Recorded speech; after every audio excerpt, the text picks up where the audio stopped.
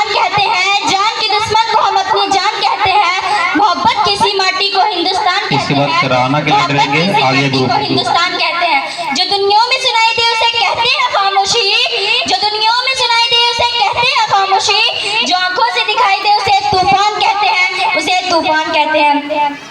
Brunch बनिए मुख्य अतिथि, चेयरमैन सर, डायरेक्टर सर, प्रधानाचार्य मैम, गांव से इस मेहमानों, प्रेदेवता गुरुजन एवं मेरे छोटे और बड़े भाइयों और बहनों, आप सभी को 15 अगस्त पर हार्दिक शुभकामनाएं। मैं फौलिया क्लास 6 की छात्रा हूँ। आज मैं राष्ट्र निर्माण और देश प्रेम अपने उपलब्ध अपने विचारों आप सभी के साथ साझा करना चाहूंगी। अब ध्यान से सुने। आजादी, आजादी का सही मतलब वही समझ सकता है जो कभी गुलामी की हो। हम सौभाग्यशाली हैं जो हमारे भारत में स्वतंत्रता जन्म मिली।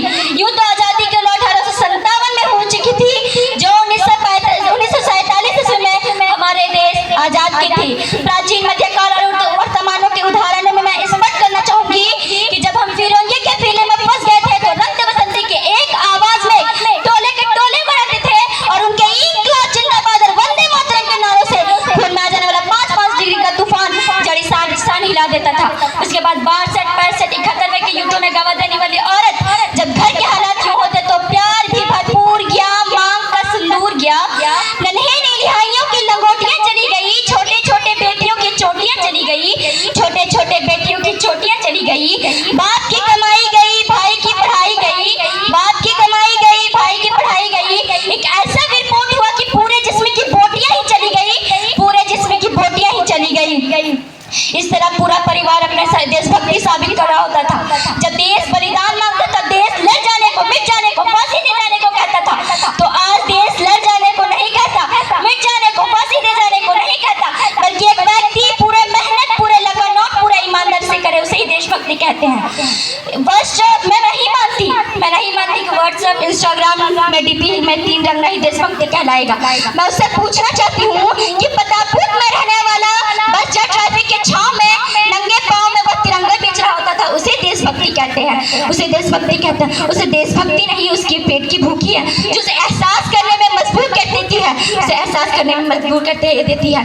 ना वो मस्जिद को जानता है, ना वो मंदिर को जानता है, ना वो मस्जिद को जानता है, ना वो मंदिर को जानता है। वो एक भूखा नौजवान है, बस भोजन को जानता है। एक भूखा नौजवान बस भोजन को जानता है, भोजन को जानता है।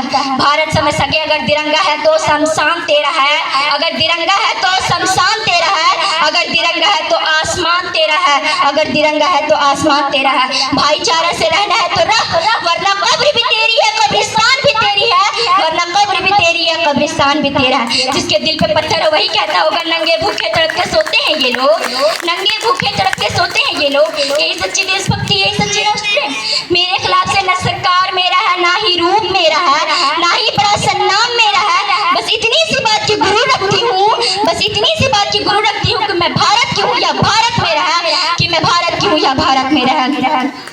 कहा जाता है कि हिंदू पैदा नहीं, लोकतंत्र में हिंदू पैदा नहीं होते, मुसलमान को ईसाई धर्म में भेज देते थे। अब आज बदकिस्मती से आज इंसान पैदा नहीं होता, आज बदकिस्मती से आज इंसान पैदा नहीं होता। मेरे खिलाफ से ना हिंदू की जरूरत है, ना मुसलमान की जरूरत है। मेरे खिलाफ से ना हिंदू की जरूरत है, ना मुसलमान की जरूरत है। एक सत्य इंसान की जरूरत है, एक सत्य इंसान की जरूरत है। जरा सोच कर देखिए, जरा सोच कर देखिए, पेड़ पौधे तना भी परेशान होते होंगे, पेड़ पौधे तना भी परेशान होते होंगे जब परिंदे भी हिंदू और मुसलमान होते होंगे, जब परिंदे भी हिंदू और मुसलमान होते होंगे। यही सच्ची देशभक्ति, यही सच्ची राष्ट्रप्रेम। मेरे विचारों में राष्ट्र तब असंभव होगा जब देश की पूजा नहीं, नारों की इज्जत की जाएगी, नारों की इज्जत की जाएगी। स्वस्थ भारत जो दिल से अपनाएगा, स्वस्थ भारत जो दिल से अपनाएगा। अब मैं सैल्यूट करना चाहूंगी उस रक्षासन को, उस हर व्यक्ति को जिसके बिना राष्ट्र निर्माण असंभव है। मैं मानिए पूरे जिम्मेदारी के साथ कि मैं भारत की बेटी आह्वान करती हूँ कि जब हम सब मिलकर प्रयास करेंगे हमारे देश को आगे ले जाने को, हमारे देश को जिम्मेदारी नहीं हमें आगे ले जाने को, हमारी जिम्मेदारी हमारे देश को आगे ले जाने को, हमारी जिम्मेदारी हमारे देश को आगे ले जाने को।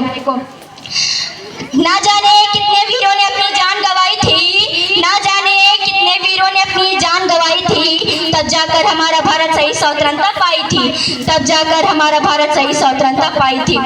अगर आपको सूरज जैसा बनना है तो सूरज जैसा चलना होगा, अगर आपको सूरज जैसा बनना है तो सूरज जैसा चलना होगा।